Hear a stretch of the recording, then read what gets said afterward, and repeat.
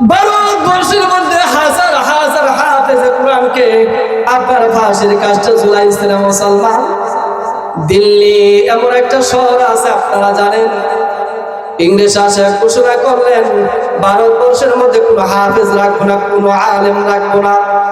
এই ঘোষণা হওয়ার সাথে সাথে কিছু কিছু হাফেজে কোরআন আপনার কি করলেন, পাহাড়ের মধ্যে আশ্রয় নিলেন, আর সমস্ত উলামায়ে কেরাম আশ্রয় নিলেন না। ভারতের দিল্লির যেমন একটা মিডল পয়েন্ট রাস্তা আছে, আজও সেই রাস্তা আছে না, মুসলমান হাইওয়ে রাস্তা। বর্তমানে এই রাস্তার পাশ দিয়ে আপনার এমন এমন গাছ ছিল না, মুসলমান কিতাবের মধ্যে আছে এমন কোন গাছ ছিল না যেই গাছের ডালের মধ্যে হাফেজ আলেমদেরকে আপনার না ঝুলাইছে। নাউজুবিল্লাহ বলেন। অসম্মানিত মুসলমান বন্ধুরা, এই কোরআনের জন্য অগণিত হাফেজ আলেমরা ফাঁসির কাষ্ঠের মধ্যে আপনার চলছে না মুসলমান। এমনি এমনি কোরআন আমরা পাই নাই না মুসলমান।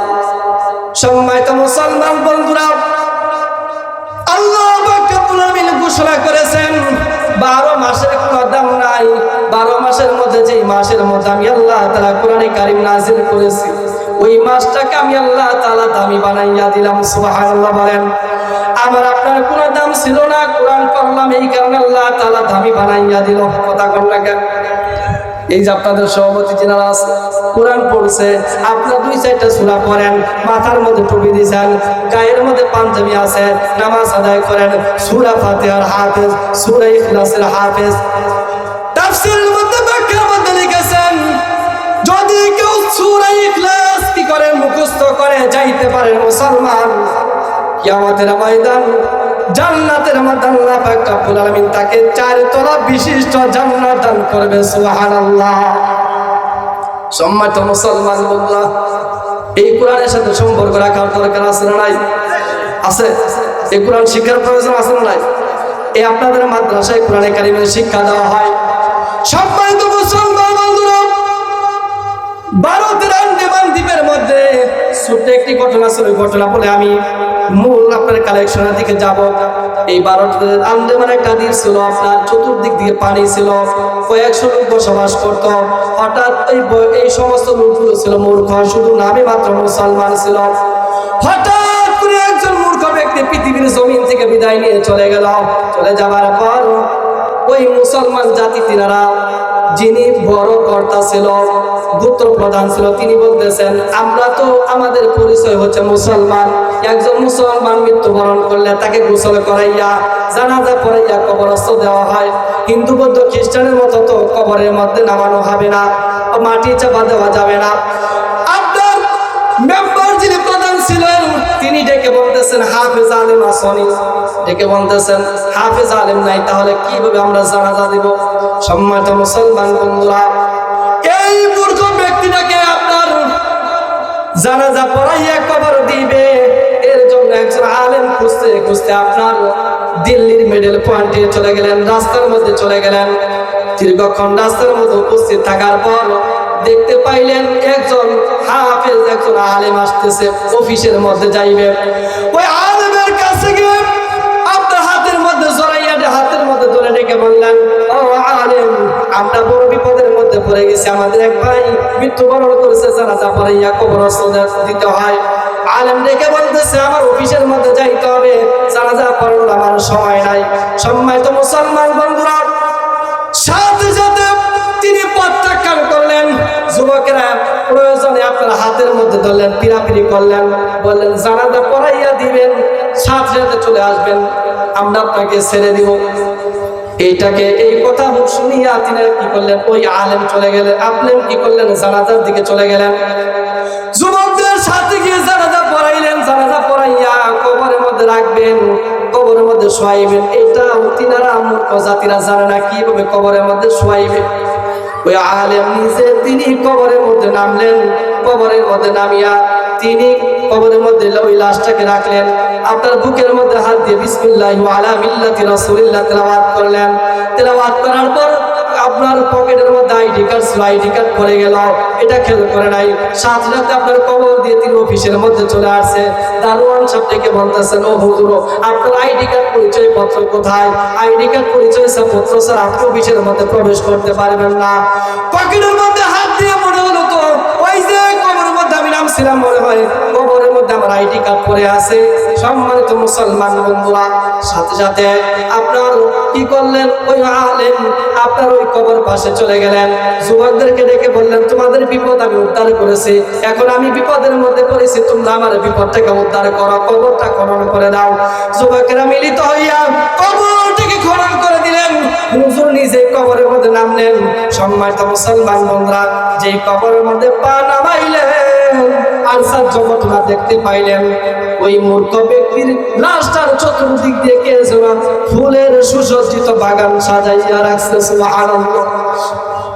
ফুতবাতুল হাকিমুল ইসলাম কিতাবের মধ্যে ঘটনা আছে। সম্মানিত মুসলমান বন্ধুরা, কিতাবের মধ্যে আছে ওই ব্যক্তিটা নামাজি ছিল না, 5 ওয়াক্ত নামাজ কন্টিনিউ করতো না, একজন কর্মজীবী মানুষ ছিল মুসলমান। সম্মানিত মুসলমান বন্ধুরা, কি জন্য আল্লাহ পাক রব্বুল আলামিন ওই মূর্খ ব্যক্তির মাকাম আল্লাহ তাআলা বাড়াইয়া দিলেন। হুজুর কি করলেন, ওই পুত্রের প্রধানের কাছে জিজ্ঞাসা করলেন, তোমাদের ভাই মূর্খ ছিল কিন্তু আল্লাহ তাআলা কেন জান্নাতের বাগানটা বানাইয়া তাকে দেখাইয়া দিল? পুত্র প্রধান ডেকে বললেন, হুজুর তার একটা মেয়ে আছে, সে বলতে পারবে কি এমন আমল করছে। হুজুর কি করলেন, তার মেয়ের কাছে গিয়ে ডেকে বললেন, ও মা, তোমার বাবা কি এমন আমল করছে যে আমলের বিনিময়ে তোমার বাবার কবরটাকে আল্লাহ তাআলা জান্নাতের বাগান বানাইয়া দেখাইয়া দিল? মেয়ে কান্না করে ডেকে বলতেছেন, হুজুর আমার বাবা দিন মজুরি ছিল, একদিন যদি কামাই না করতে পারতো, মানুষের বাড়ি কাজ না করতে পারতো, আমাদের পেটে ভাত যাইতো না। শুধুমাত্র আমি দেখতে পাইতাম রাত্রিবেলায় আমার বাবা কাজ থেকে ফিরিয়া, আমার বাবা ঘরের মধ্যে ফিরিয়া এশার নামাজটা পড়তেন। এশার নামাজ পড়ি ওই যে তক্তার উপরে একটা কোরআন রাখা আছে, হুজুর আমি দেখতে পাইতাম আমার বাবা ওই কোরআন পড়তে জানতো না, কোরআনের পৃষ্ঠার উপর দিয়ে আমার বাবা হাত বুলাইতো, আর আমার বাবা চোখের পানি ছেড়ে দিয়ে আমার বাবা আল্লাহ তাআলা দরবারে ডেকে বলতেন, এটা আমার আল্লাহ তাআলার কালাম, আমি পড়তে জানি না, এটা আমার আল্লাহ তাআলার কালাম, আমি পড়তে জানি না। হুজুর আমার বাবা এই কথাটুকু শুধু বলতেন আর চোখের পানি ছেড়ে দিতেন। আমার বাবা এতটুকু সারা কোনো আমল আমি করতে দেখি নাই। হুজুর তখন কোরআনে কারিমটা কি করলেন, তক্তার উপর থেকে নামাইলেন, নামানোর উপর সূরা ফাতিহার উপর দিয়ে দেখতে পাইলেন প্রত্যেকটা আয়াতের উপর ওই মূর্খ ব্যক্তির হাতের ছাপ উঠে আছে। সুবহানাল্লাহ, আল্লাহু আকবার বলেন।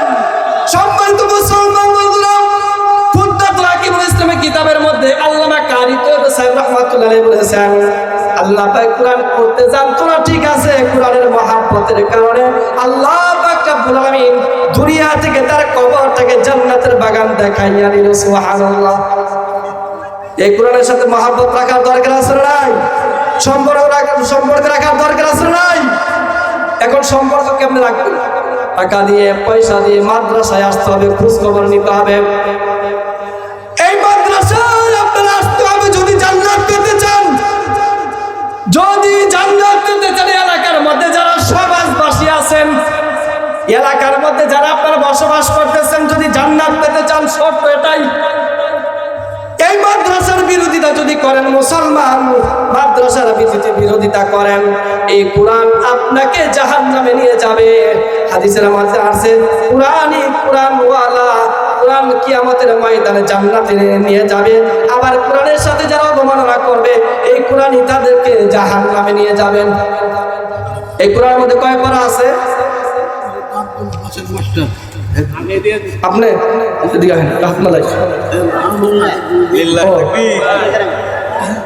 মুক্তিযোদ্ধা আব্দুল বাসেত মাস্টার, নারায়ে তাকবীর।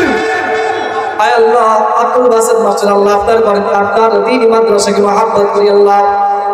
1000 টাকা কবুল বাড়াই দাও তারা মানুষের আল্লাহ, এই দানকে কবুল আর মঞ্জুর করে নেন, সকলে বলে আমিন। এবার এই কোরআনের মধ্যে কয়বার আছে? 6 বার তো কয়বার আছে?